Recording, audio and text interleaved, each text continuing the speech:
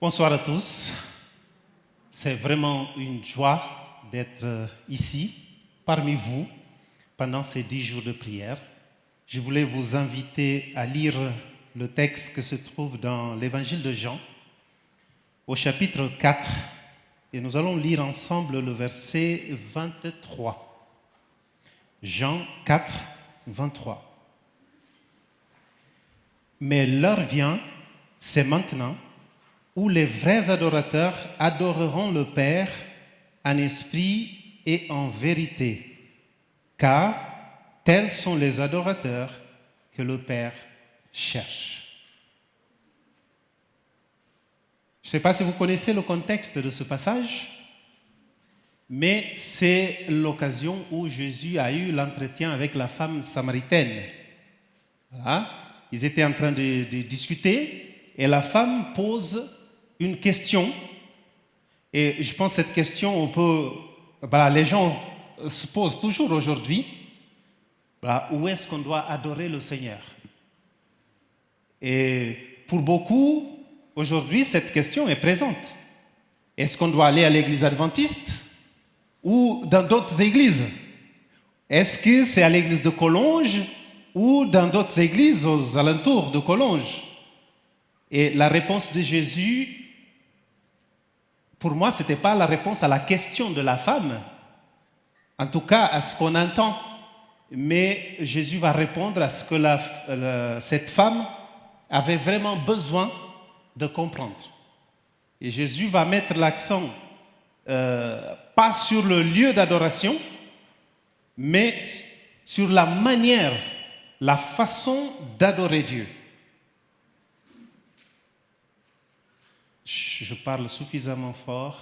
Je ne sais pas si on peut baisser un peu le volume, parce que sinon demain, il faut que vous continuiez d'entendre. Voilà. Ou sinon, j'enlève le micro. Hein. Voilà, c'est tout bon? OK. C'est vraiment bien? OK. Et c'est ça que je trouve important, parce que Jésus ne cherche pas les gens qui sont attachés à un lieu de culte, parce qu'il y a vraiment le danger qu'on perd de vue ce qui est plus important. L'essentiel, c'est l'adoration. Voilà, comment on loue, comment on adore Dieu et la manière dont on le fait. Du coup, pendant ces 10 jours de prière, nous sommes invités à vraiment nous focaliser sur cette adoration, cette vraie adoration que Dieu nous invite à faire. Nous avons commencé par ce texte, mais n'oubliez pas que le thème de ces 10 jours de prière, c'est le retour à l'autel. Nous avons eu 4 présentations.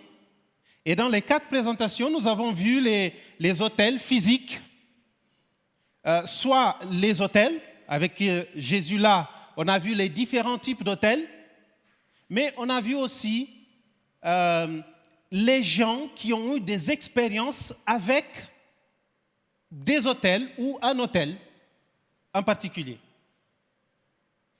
Mais aujourd'hui, je voulais vous inviter à penser à l'autel, pas seulement comme les pierres superposées, les endroits qui ont été construits pour l'adoration, mais je voulais qu'on dépasse cet hôtel physique et qu'on réfléchisse à un hôtel qu'on peut avoir chez nous ou partout où on peut être.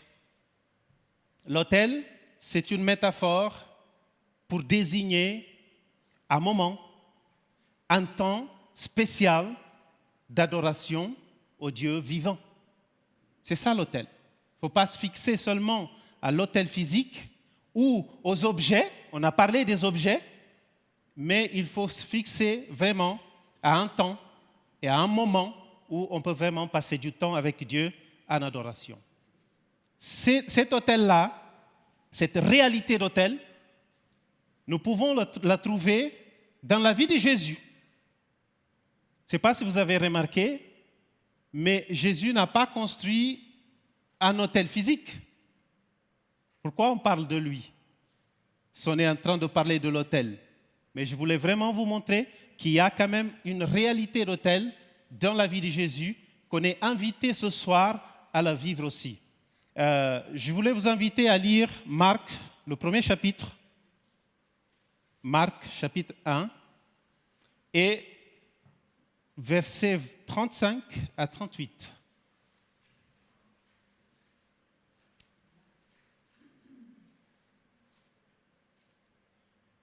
Je pense que vous avez trouvé le texte, chapitre 1, versets 35 à 38. Je lis. Au matin, alors qu'il faisait encore très sombre, il se leva et sortit pour aller dans un lieu désert où il se mit à prier. Simon et ceux qui étaient avec lui s'empressèrent de le rechercher. Quand ils l'eurent trouvé, ils lui disent « Tous te cherchent ». Il leur répond « Allons ailleurs, dans les bourgades voisines, afin que là aussi je proclame le message, car c'est pour cela que je suis sorti. » C'est intéressant parce qu'on nous dit au verset 35 que Jésus part tôt le matin. Et la manière dont le texte est construit nous montre que les disciples étaient encore en train de dormir. Jésus se lève très tôt. Ce n'est pas la première fois qu'on voit Jésus éveillé et les disciples en train de dormir. Mais là, il se lève très tôt. Ce n'est pas le soir qu'ils sont fatigués. Mais là, Jésus se lève vraiment très tôt. Et quand les disciples se réveillent, ils ne trouvent plus Jésus. Il est où?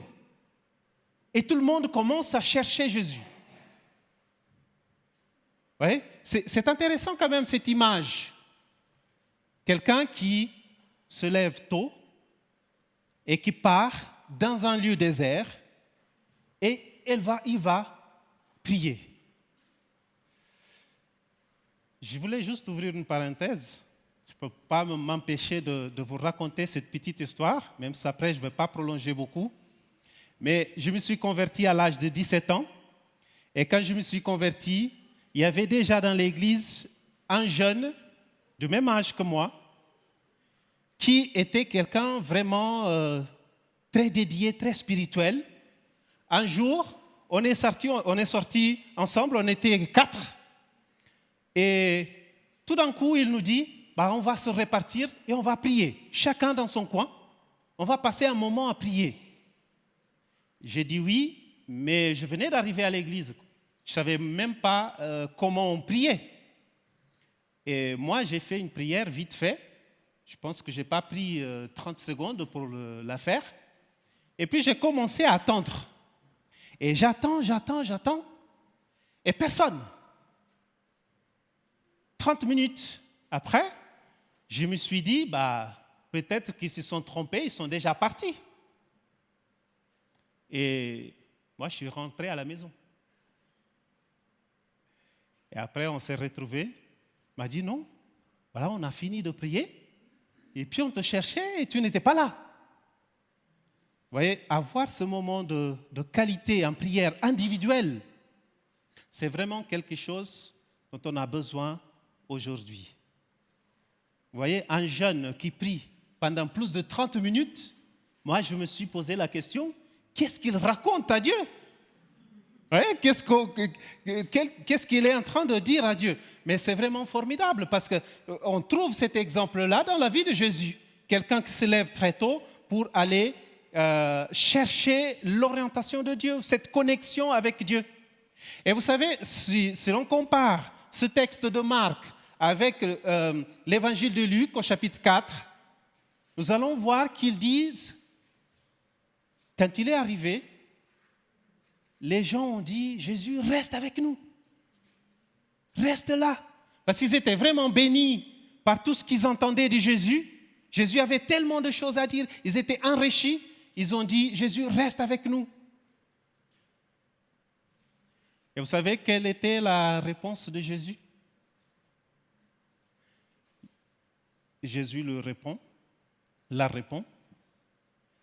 allons, c'est verset 38, allons ailleurs, dans les bourgades voisines, afin que là aussi, je proclame le message, car c'est pour cela que je suis sorti.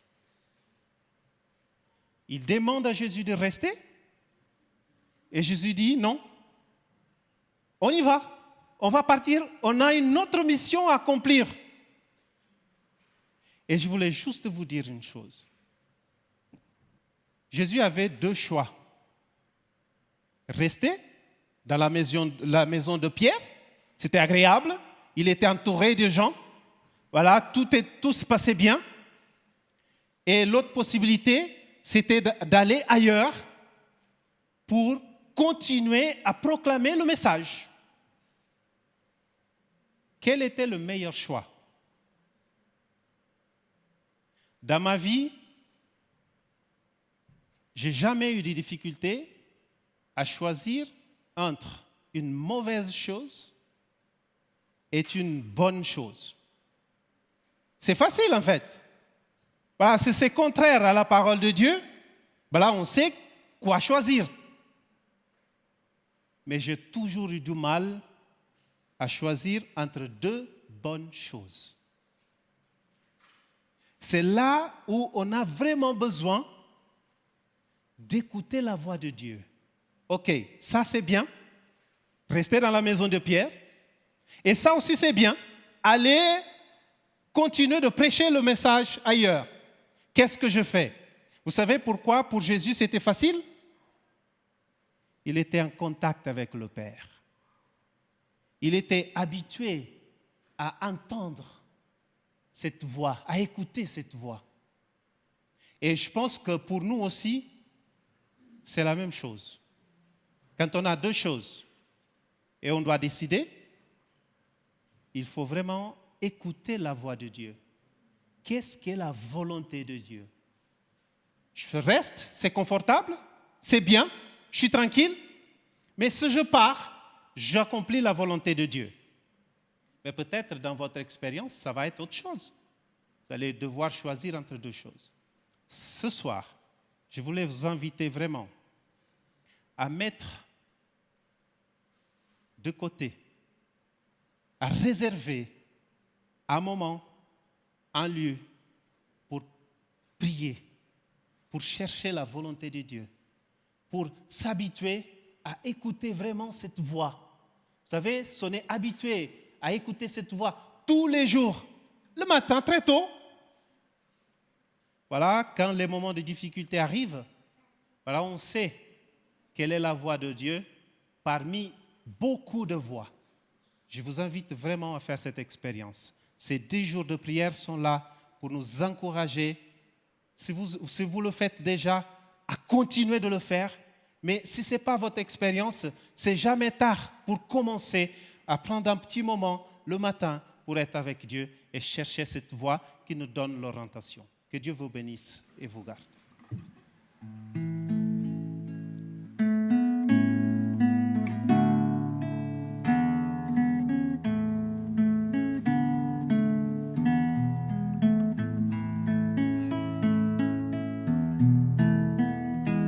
Dieu, tu es ma force, ma consolation, une lampe devant mes pas.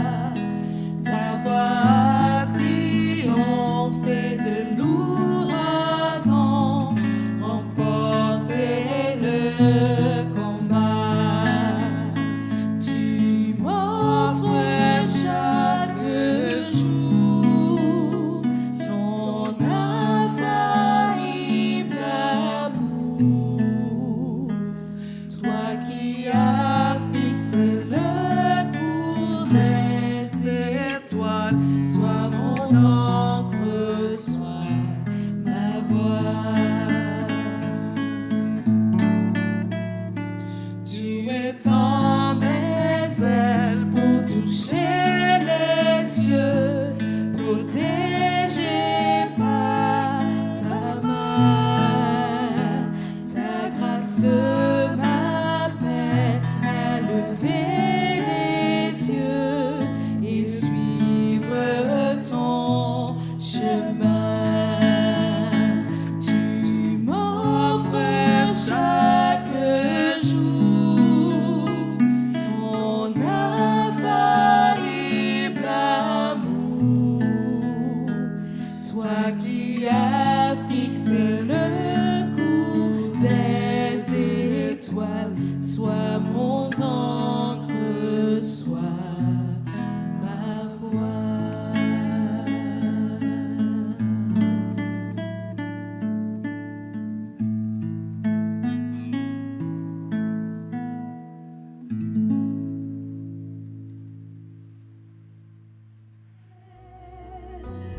Je